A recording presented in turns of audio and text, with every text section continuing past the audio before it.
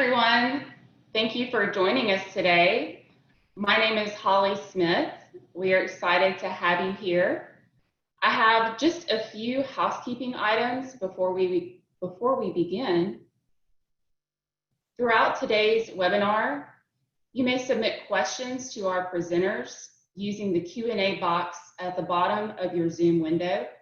I see some of you have already discovered it. After you click the Q&A button, a window will appear that allows you to type in questions for our panelists. After submitting your question, it will appear in the Q&A box for everyone to see.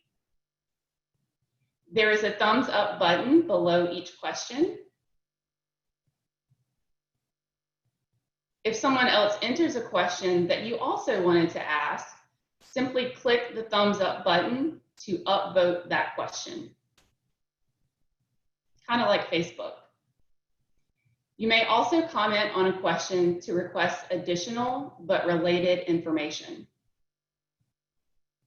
Throughout the webinar, our team members will be typing answers to some questions behind the scenes. However, any remaining questions at the end of the presentation will be addressed in a forthcoming FAQ document to be disseminated to all webinar registrants and on our website. Thanks for being here today. Now I'll turn it over to Sue Naramore. Thank you, Holly. Hi, everyone. My name is Sue Naramore, and I'm a specialist with the California Department of Housing and Community Development. I'd like to welcome everyone to today's webinar and thank you for interest in the California Recover program and upcoming construction opportunities. Today, we will share general information about our agency, an overview of the Recover California housing program, federal requirements for procurement, contracting, and Section 3 compliance, and information about an upcoming RFP opportunity for construction management firms. First, I'd like to introduce you all to our agency, the California Department of Housing and Community Development. Our mission at HCD is to promote safe, affordable homes and strong, vibrant communities throughout California. As a result of the 2017 wildfires, the U.S. Department of Housing and Urban Development, HUD for short, provided a community development block grant for disaster recovery to the state to assist in our recovery, with a focus on helping communities and neighborhoods that otherwise might not recover due to limited resources. As a grantee of these federal funds, we've created various programs as outlined in an action plan.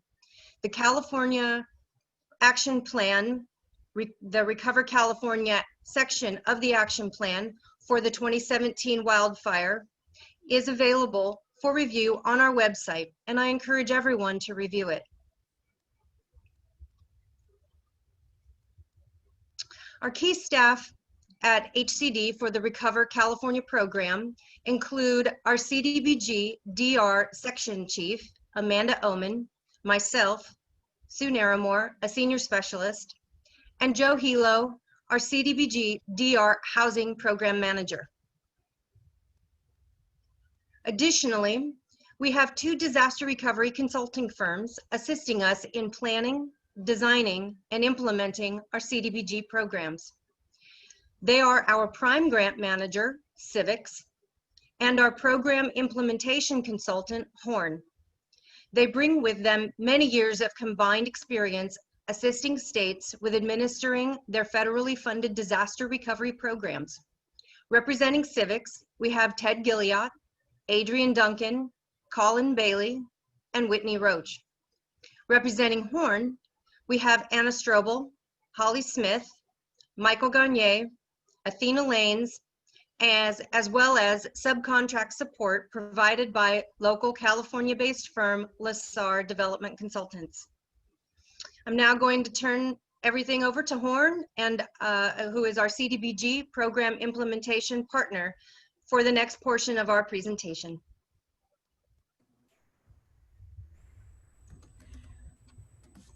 Thank you, Sue.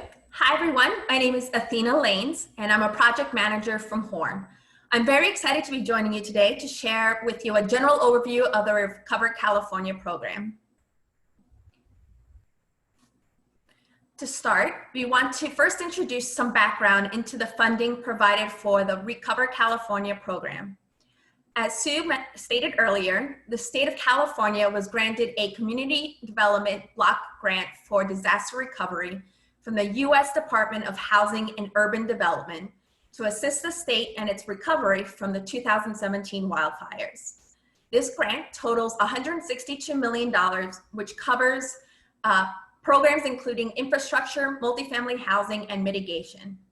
HCD, with the assistance of experienced grant managers, Civics, has designed the Owner-Occupied Rehabilitation and Reconstruction Program, or OOR for short. OOR is a $47 million program that will assist affected homeowners with rehab and reconstruction of their homes, with a particular focus on low to moderate income households. As Sue mentioned earlier, HCD crafted an action plan that was approved by HUD in March of 2019. The action plan is available for review on the state's website. This action plan meets the requirements for targeting 80% of the funds to the most impacted and distressed areas, as well as benefit primarily low to moderate income persons. The OOR program specifically will provide grants to homeowners up to $150,000 to rehabilitate or reconstruct their homes in the target areas. The CDBG DR grant can only be used on recovery activities located in the federally declared disaster areas listed here. Further, a total of 80% of the funds must be spent in what HUD calls the most impacted and distressed areas. In 2017, those include Sonoma County and Ventura County, as well as very specific zip codes. What this means is that Recover California OOR program must primarily target the grant funding to these areas, taking care to ensure that a majority of the funds are spent in the most impacted and distressed areas. Late last year, HCD conducted outreach to impacted households by publishing a survey available to victims of the 2017 wildfires. The program will be completing another round of outreach this fall, particularly targeting rural and low to moderate income applicants. The survey data will continue to help inform program outreach efforts to reach the most vulnerable populations that have remaining unmet housing needs from the 2017 wildfires. To date, the survey has captured data from respondents primarily in the most impacted and distressed counties of Ventura and Sonoma. So far, 71% of the respondents have come from the Southern California counties. With outreach ongoing, we will continue to monitor and track respondents by county and income to ensure we are meeting the goals stated in HCD's action plan.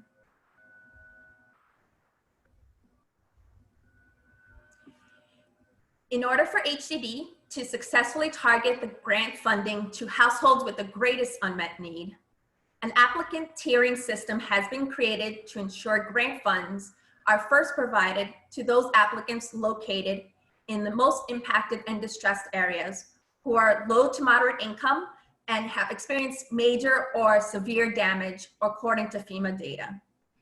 Applicants will be assisted in order of their priority, starting with Tier 1 until funding runs out. HCD is using eGrants as the program's system of record. eGrants will be used by both the applicant case management team as well as the construction management firm to process applications for assistance through the program. eGrants will provide application processing from eligibility through inspections, environmental, and the awarding of the applicant construction contract. The case management team will work hand in hand with the construction management firm to notify them of applicants making their way through the pipeline to ensure resources are allocated appropriately. So here's just a quick look at the eGrants construction assignment module. As you can see, eGrants has modules for every step of the application, from case management activities through award and construction activities. All documented efforts made towards an application will be captured in this system.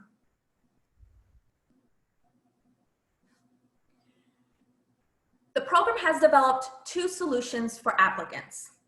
Solution one is a program managed rehabilitation or reconstruction, and it includes the repair or replacement of manufactured housing units.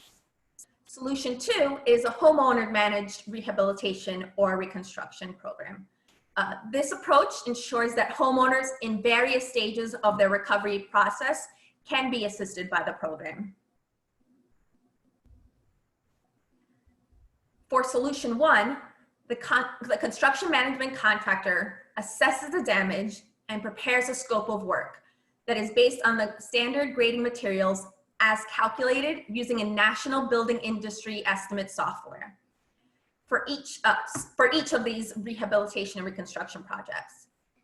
Construction contractors then complete projects in accordance with this scope of work. The construction manager is also responsible for Tier 2 environmental review services. For solution two, the homeowner has already engaged a construction contractor or has chosen to work with their contractor independently. For this approach, the program's construction management contractor reviews applicant provided plans and contractor bids and monitors, oversees, and inspects the construction progress.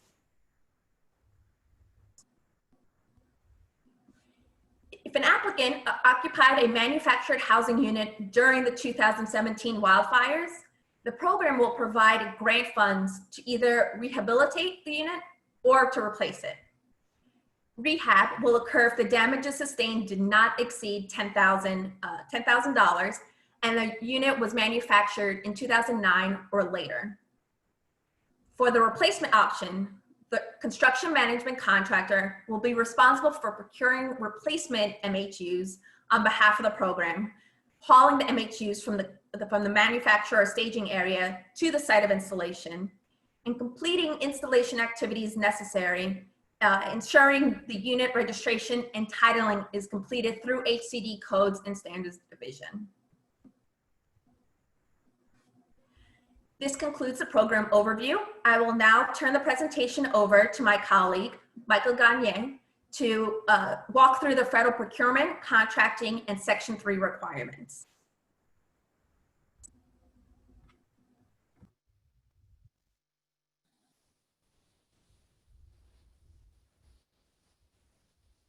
Thank you, Athena.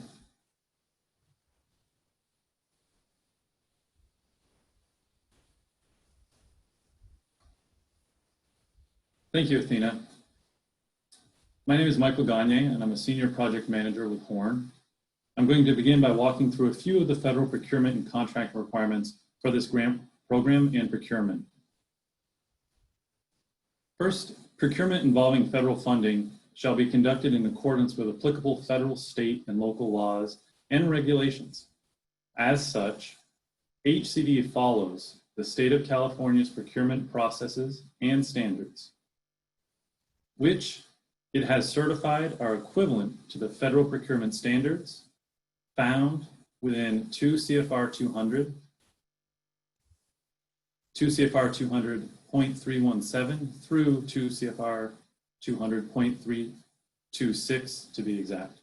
While the federal standards act as the minimum procurement and contracting requirements for the state's CDBG-DR program, if inconsistencies between the federal, state, or local procurement requirements arise, HCD follows the strictest of the requirements.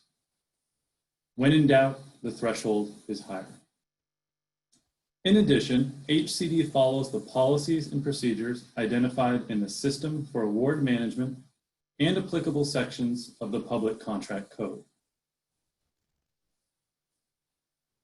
One of the primary purposes of a federally compliant procurement process is to ensure the full and open competition of that process.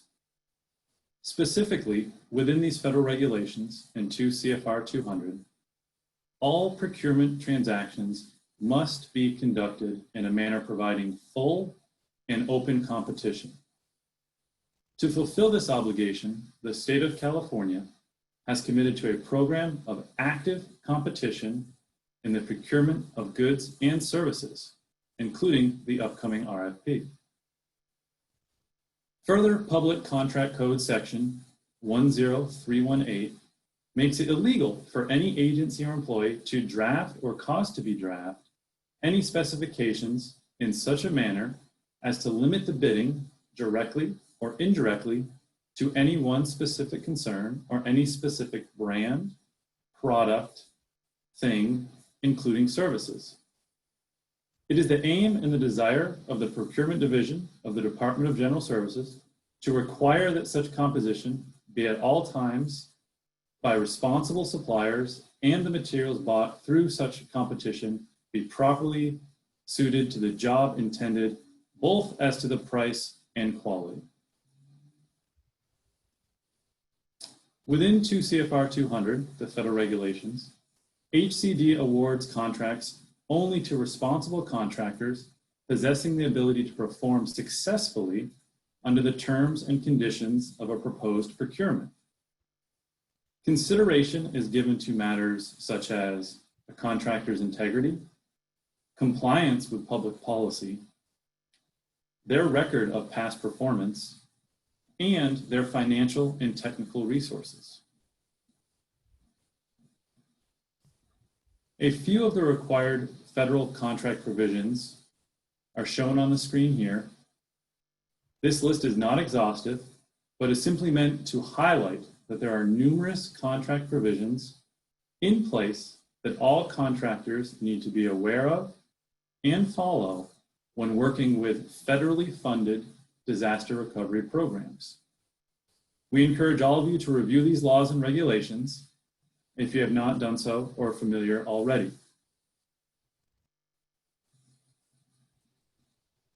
Moving on to Section 3, which is one area of compliance with federal regulation for the program. This area of required federal compliance for construction contracts from the Housing of Urban Development Act of 1968. Section 3 specifically provides that to the greatest extent feasible, job training, employment, contracting, and other economic opportunities generated by certain HUD financial assistance shall be directed to low and very low income persons in business. This is important for this program. So why is this so important for you to know? Section 3 ensures that employment, contracting, and training opportunities generated by CDBG DR funds, which is how this program and RFP are funded, are directed to low and very low income persons, persons who are recipient of government housing assistance, and businesses which provide economic opportunities for those persons. Section 3 applies to certain HUD funding housing and community development projects, as mentioned before, and includes housing rehabilitation, housing construction, and other public construction. It also applies to all awards for professional services, their subrecipients, and construction contracts. Section 3 applies when a recipient, in this case, HCD, receives more than $200,000 in a covered project and a contractor or subcontractor performs work on a Section 3 covered project for which the contract or subcontract exceeds $100,000. It is the intent of the Recover CA program to connect construction management firms with qualified Section 3 businesses to ensure the job training, employment, contracting, and other economic opportunities generated are directed to low and very low income persons and businesses. Additionally, HUD offers a few resources on their site for identifying if a business qualifies as Section 3, how to register with HUD as a Section 3 business, and search for businesses using their online tool. Now that we've passed through Section 3, the exciting opportunity for the upcoming RFP for our construction management firms and partnering with local general contractors. Now that we've addressed some of those federal procurement areas and the contracting regulations, we'd like to provide an overview of this upcoming RFP opportunity for the construction management firms and potential partnering general contractors. The sample org chart on your screen at this time demonstrates the construction management firm with general contractors and other services as needed. This specifically will include the onboarding of inspectors and damage assessors as needed in various areas. This is through mobile home placement. This can also be through lead and asbestos abatement and treatment.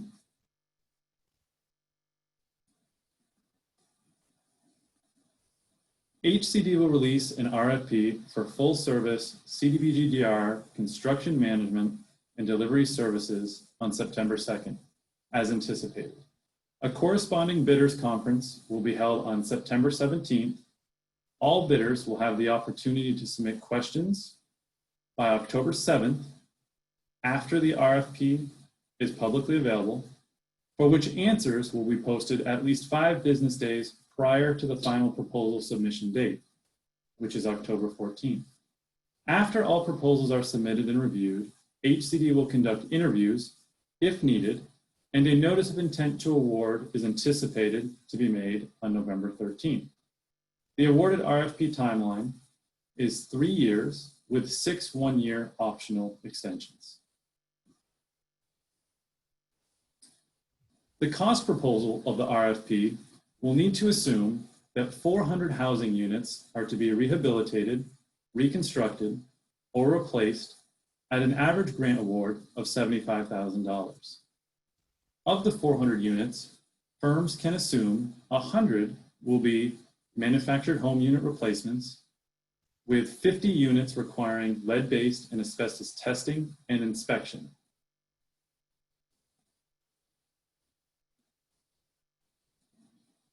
The cost proposal will need to include the full housing construction services, to include home inspections and estimates, both in interim and final inspections, construction design build for manufactured home units or MHUs, installation, and construction management, as well as Tier 2 environmental reviews required by NEPA and the former mentioned lead-based paint and asbestos inspections and remediation. Additionally, given our current times, to accommodate social distancing required to limit the spread of COVID-19, HCD is committed and will require all current public health guidelines to be adhered to during the administration and execution of a contract.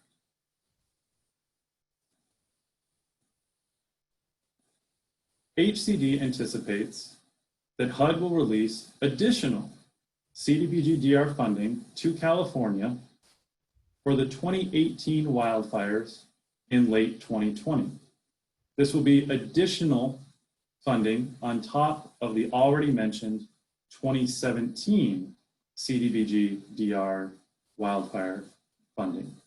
This funding will total $1 billion, of which $205 million will be allocated for the owner-occupied housing program.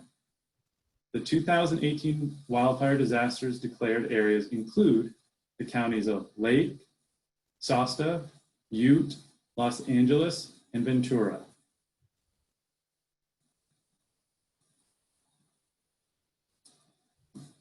That concludes our webinar presentation.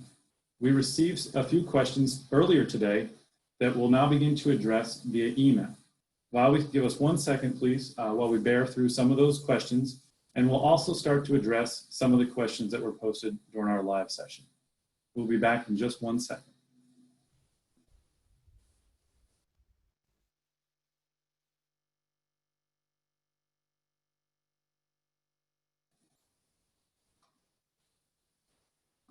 Some of the questions that we received via email include things such as, if contractors are coming from out of state, will there be available housing and restaurants for their crews? The answer to that is a certain yes. California has plenty available housing and restaurants to support crews.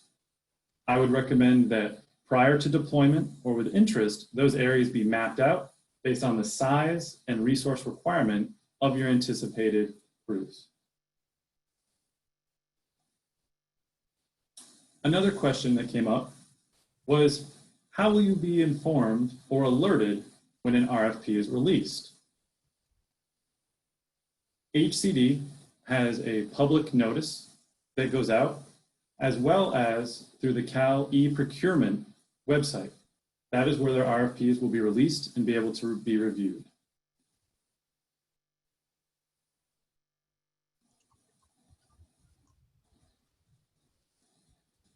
One of the questions was, will there be a requirement for pulling building permits? The answer to that is, the construction management firm, in conjunction with their general contractors, will be required to make sure that they obtain the necessary local and state permits to complete their work. An additional question is, how will the program handle so many inspections? That's a great question. The RFP addresses the construction management firm coming on board to assess the necessary level of inspections, as mentioned in the presentation, and partner when necessary with local general contractors to make sure that all inspections are done in a timely fashion.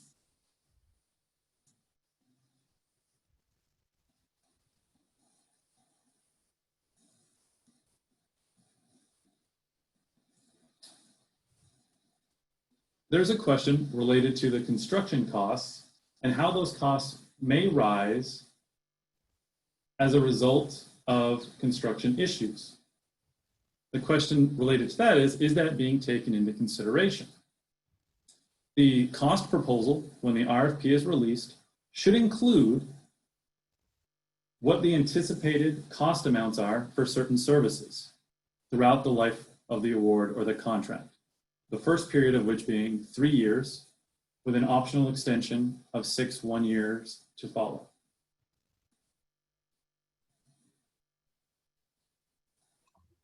Michael? Yes. This is Sue.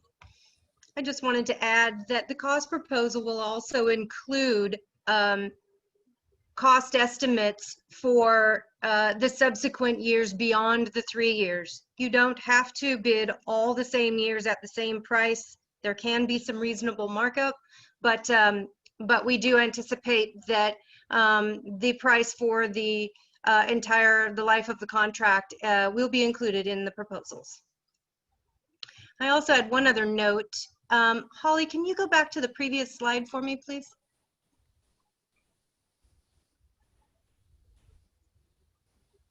I wanted to go to the slide that shows where the sign up is for the Recover page. There we go. So if everybody is looking at this particular slide, the green circle shows a sign up for updates button on our www.recover.hcd.ca.gov webpage. When you click on sign up for updates, there is a list that it'll ask you whether you're interested in 2017 or 2018 disasters or you were impacted. You can choose the 2017, and there's a list in there for that includes interested parties for contracting opportunities. You're welcome to go to that and sign up on that list. We will be sending out the announcement for the RFP for this opportunity through that list. So that would be a direct way to know when the opportunity is posted on Cal eProcure. Back to you, Michael. Thank you, Sue. That also addressed one of the questions that came in by email, which was, is the RFP currently available or released? We've mentioned those dates and in the presentation, so stand by for that release.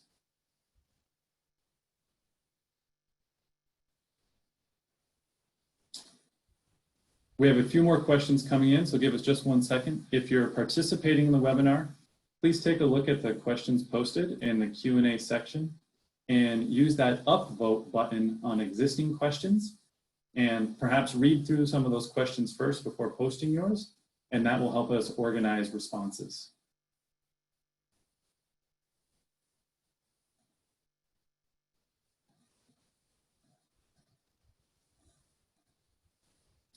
Just to clarify, we're seeing some questions coming in.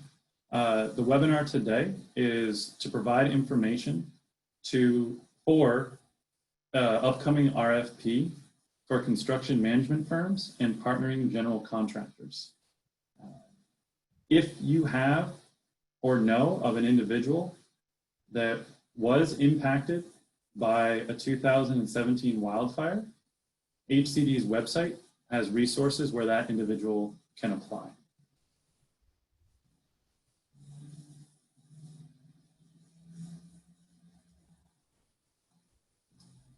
We have some other general questions coming in related to the cost proposal and related to the MHUs themselves. The RFP will list in the cost proposal, and does when released, the breakdown of that cost proposal across all required areas or services being requested. So there will, yes, as part of one of the questions being asked, the transportation and installation of mobile homes will also be required as a scope of work. That could be a general contractor partnering with a construction management firm, or a construction management firm working directly with MHU providers.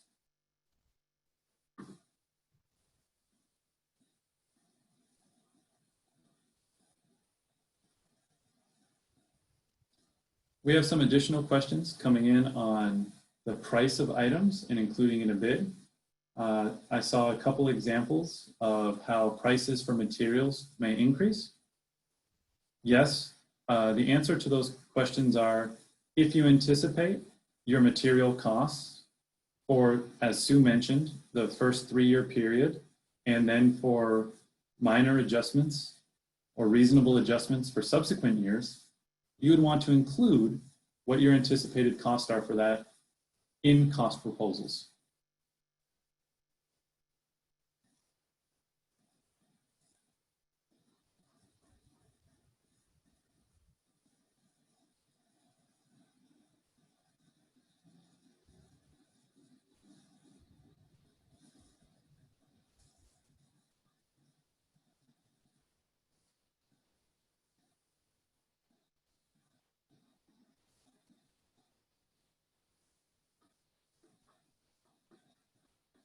I'm going to give a few more seconds for folks that are typing questions right now, and then I'll jump in with a few more answers.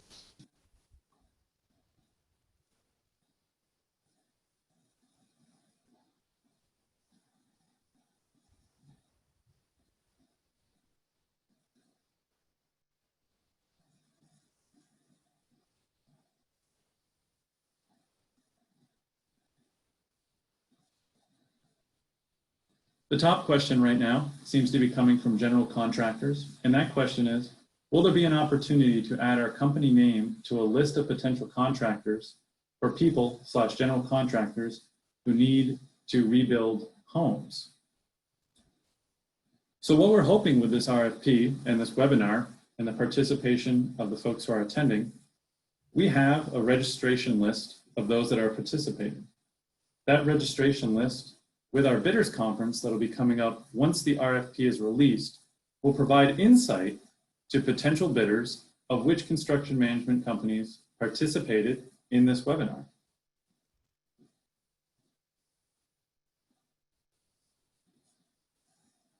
HCD cannot specifically endorse nor recommend a specific contractor or general contractor, but available in a pool that participates will provide insight of what general contractors are locally available and potentially interested.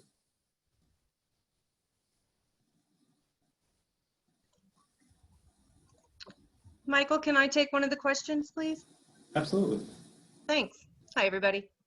I'm seeing questions about whether or not certain regular licenses, the C35, C30, 27, C33, this RFP RFP will generate a single contract with a prime. We envision a prime contractor where all the subs will wind up contracting through that prime. And so there won't be individual contracts from HCD to subs. Those individual contracts would come through the prime, since there will only be one contractor awarded out of this RFP. And the registration list that Michael mentioned is something that we will use in order to help line up interested primes with interested subcontractors. Again, we can't endorse anyone.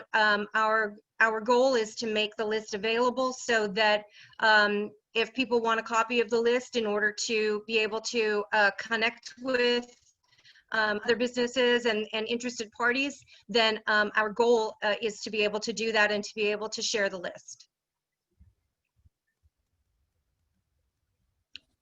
Michael, do you have anything to add to that, or Holly? No, I think that's perfect. And so if we can move back to the slide with the sample org chart, and that will demonstrate the construction management prime contractor as a sample, and hopefully you're able to view it okay on your screen. There's quite a few boxes in there, but the construction management prime that's in the center of this sample org chart will hopefully demonstrate that this construction management prime contractor will, either through their own taking or through the development of general contractors and other services they may need, work as the conduit for this RFP and the recovery. So to Sue's point, each of these individual areas will not be contracting individually with HCD or the state. What they'll be doing is through the prime contractor will develop those relationships with the general contractors and services that are needed. This is not an exhaustive list by all means, but as to be a representation of the services under the prime contractor and the potential relationships that are generated with local general contractors. Understanding that there's a lot of areas that are needed in a recovery, everything from site preparation to the delivery to the build or the rehabilitation of a home, also environmental considerations that we mentioned. All of these areas will be facilitated through a contract, through the prime contract management.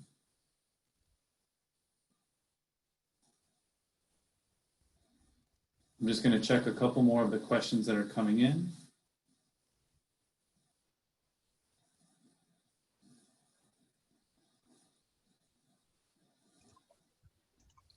Michael, I see a question regarding licenses that I'd like to answer. And the question is the prime construction management firm basically required to have a California construction license if California licensed subs are on the team? And the answer is no, that the prime construction management firm does not need a California license, since they will primarily be administering the program's functions and essentially ensuring full federal and state compliance. So it's pretty interesting, or pretty critical, that the construction management prime firm have experience with CDBG or CDBG DR, disaster recovery funding, because the requirements are many. And so the subs will benefit greatly by working with primes that have had some CDBG DR experience, or at least federal construction experience would be sufficient as well. So anything to add, Michael? No, I think that sums it up well.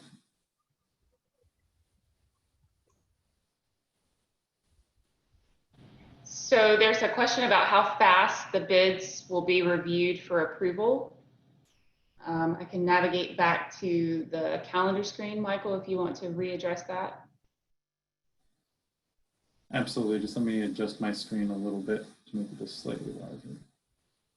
Thank you. So the anticipated timeframe for the release of the RFP will be that first line, September 2nd. And that's when it'll be publicly available to be viewed. That will have some of the more specific details. Today, we're hoping to generate the general interest and awareness of this release. And a lot of the technical and the complete detail of the RFP, from cost proposal to required scopes of work and service, are included in that RFP. The Bidders Conference on September 17th, you'll see that will be specifically for individuals looking to be that prime contractor for these services. The proposed award date down at the bottom for November 24th, that's when we anticipate that the firm or firms selected for this scope of work will be informed of their selection at that time. So I believe, Holly, the question was, correct me if I'm wrong, is when will the proposed RFP recipient be informed if they're awarded? Yes, I think I was just taking the opportunity to revisit this slide to inform everyone. So thank you. Awesome. And so what we can see also on here is that the submission date of this is October 14th. So there's going to be some time between the release of the RFP for individuals and interested parties to have adequate time to review the listed RFP, participate in the bidders conference for any additional questions that come up to the specific information in the RFP, and then also submit written questions in addition to that, should they have clarification points that they feel are necessary to their completion or submission to the RFP. I'll go back to the questions real quick to see where we're leading here. Michael, there's a really good one regarding the 150,000 cap for 2017 I'd like to address. The question is, 150,000 seems like a very difficult price point for a home, including permits and overhead for construction prime. Have you worked with contractors, construction management firms to arrive at this figure? So the anticipated, the 150,000 cap actually comes from needing to assist the greatest number of people possible. And we anticipate this program is entirely gap financing. The only time when 150,000 might fully pay for a new home is when either there's minor rehab to be done, which we don't anticipate much of, or someone needs a new mobile home. So for the stick built, we are truly looking at being the 150,000 being the gap coverage of what a homeowner may need in order to complete their rebuild, whether they layer this funding along with insurance proceeds or settlement money or whatever they've got that comes in, or any FEMA money they've received already, SBA funding that they've received already, then we will layer funding in order to the 150,000 up to 150,000 in order to assist in the final rebuild.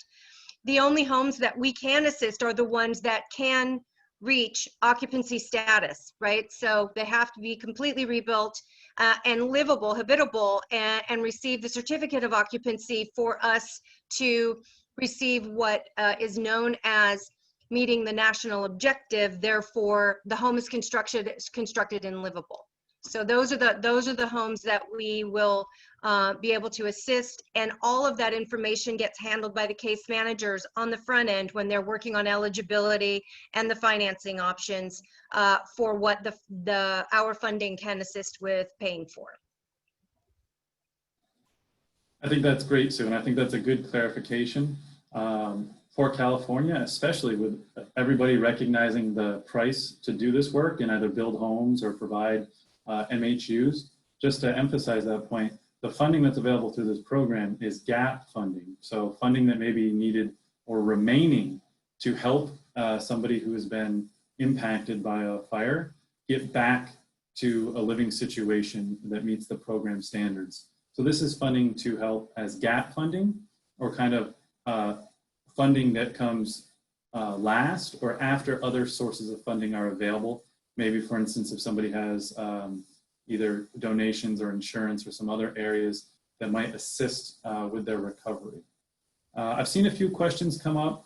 Generally, and they all seem to get about the same number of hits.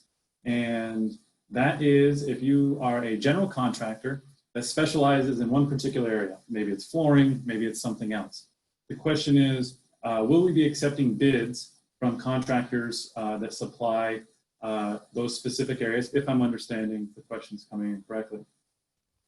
Again, those general contractors, I would say, will be part of the prime contract firm or management team that will be hired to do some of that work.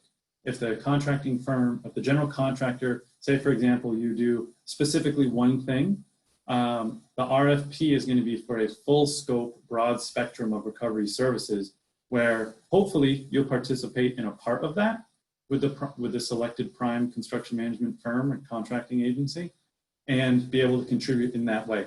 If it seems like the capacity for what you're able to provide does not meet that, I would say that the RFP is not the appropriate spot just to submit for that one particular area.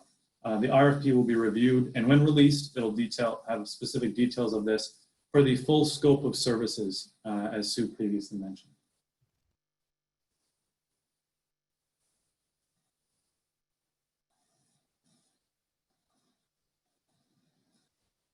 So this is, I think this is a good question that we have that came in that got some likes as well, or upvotes. And the question is, can a general contractor also be the construction management contractor?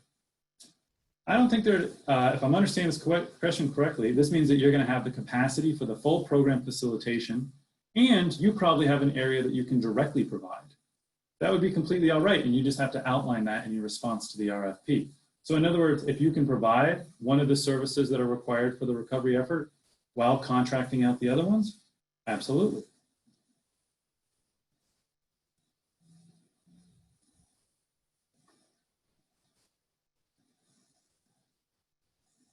Give it 1 second. If you see a few more being typed right now.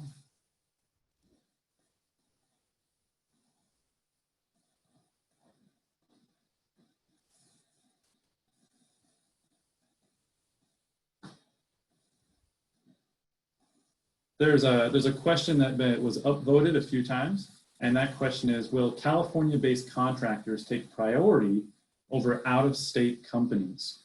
And in the RFP, it'll outline the RFP scoring metrics is based on the anticipated provisions and requirements of scope of work. So what I'm seeing here is that there is no preference that is given. We're talking about for the total RFP, there's no metrics that's added in at this time, and at this time for out-of-state versus in-state. General contractors, of course, with the requirements of the state licensing that's required to do this scope of work, it's not a preference, but you would find the majority of those general contractors within the state in which the work is being performed.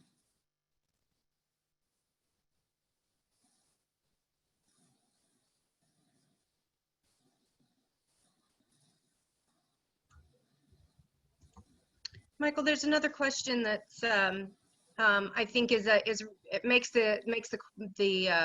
a very clear question, and it says, as a plumbing contractor, would my best route be teaming up with a prime contractor to be able to bid? And assuming that you do not want to be the prime or have the capacity for the prime contract, the answer to that question is yes.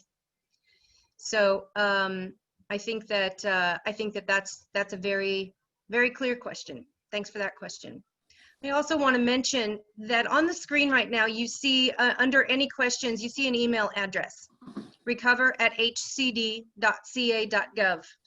That email address actually comes to an inbox that Joe Hilo and myself monitor, and we do respond very quickly to the questions and inquiries through that email inbox.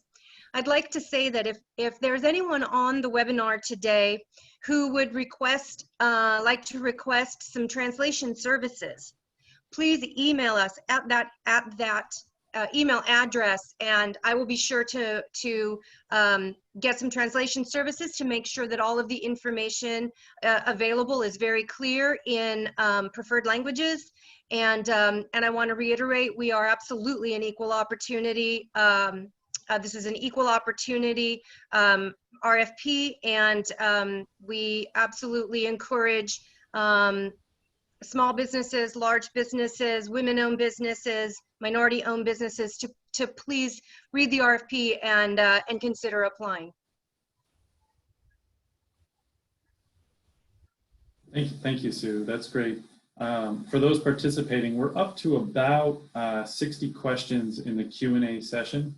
So just give us 1 second to try to filter through some of these. Again, if you see a question that you have interest, try to use that upvote function, and that'll help us kind of scan through the numbers that are there that are generating interest. It seems like we have a good number that have multiple, but a vast majority have the one. Most of the questions that probably have one entry or just a few, what we'll do just for time's sake is we'll be able to pull these questions out and then answer and provide a script of the answers to those questions along with other ones that may come up via the email that Sue just mentioned. So at this time, let me see if we have some more that are moving in this list. So bear with us for just 1 second.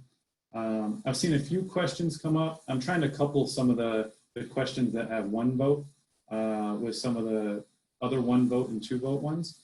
One of the ones that I'm seeing quite frequently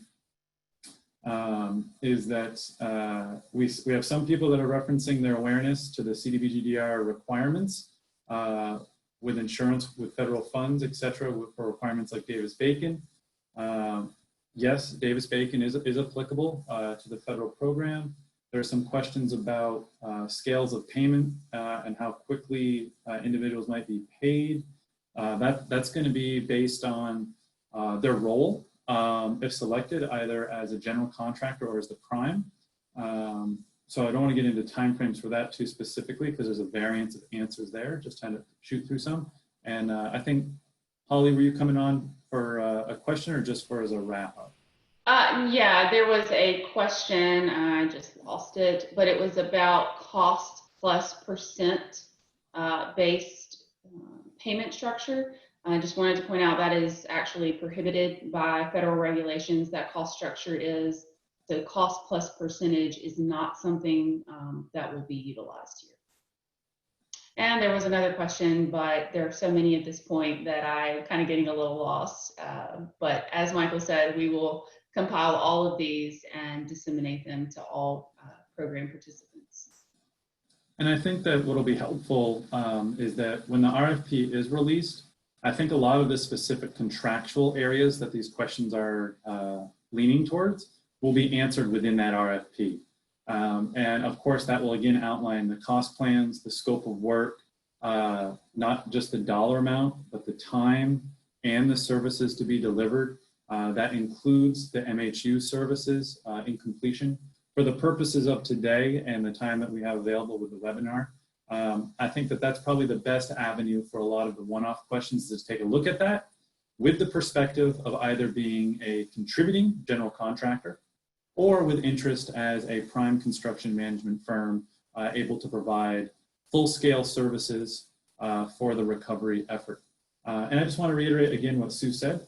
The RFP, et cetera, encourages the application of MWBE applications and is full in open competition.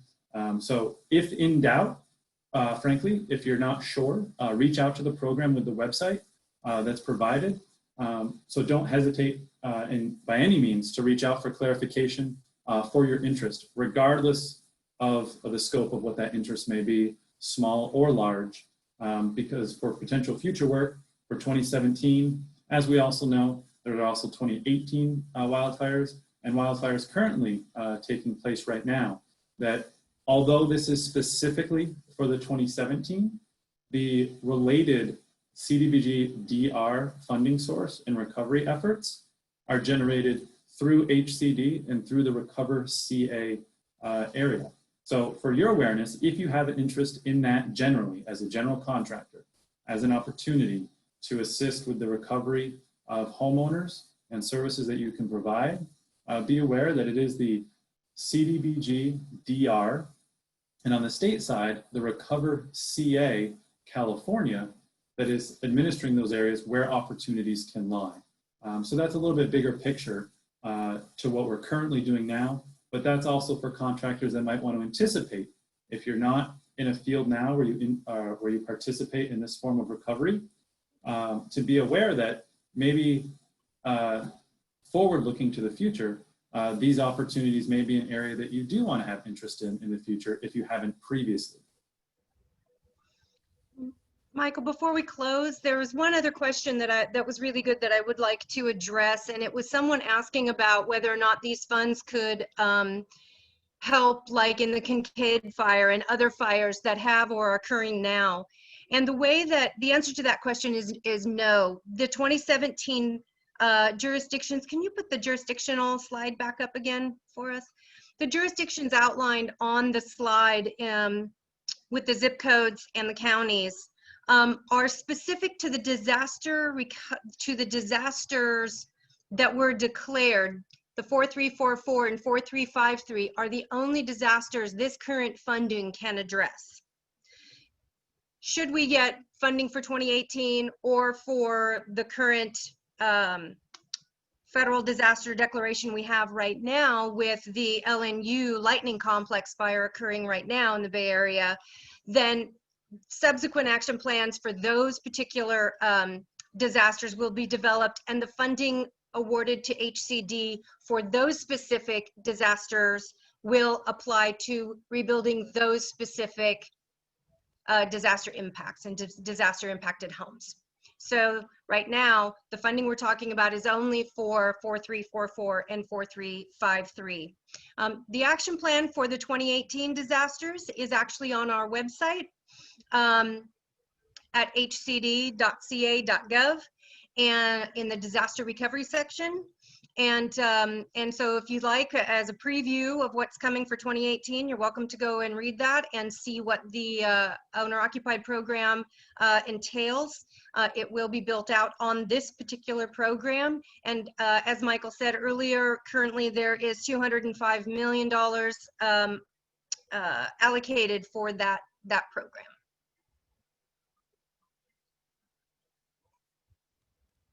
I think that should wrap us up.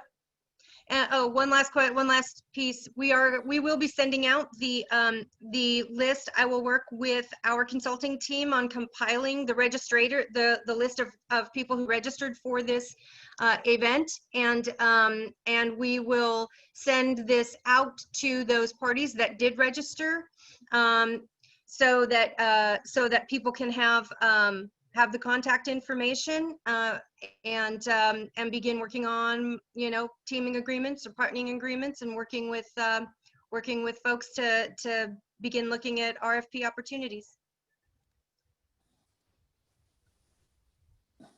Thank you, Sue, and thank you for everybody who joined the webinar today. We appreciate your attention to this and hopefully future interest. And as Sue mentioned, with the registration as well as the questions, we have about 70 or so questions, so give us just a little bit of time to get responses to those, and that will also be available for questions that are applicable.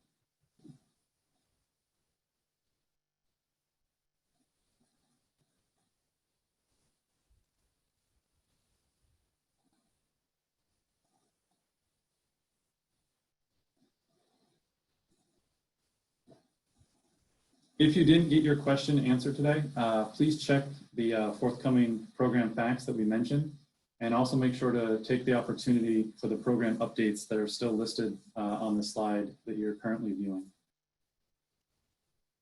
Thank you, and we hope everyone has a safe and healthy remainder to their week and upcoming months and years.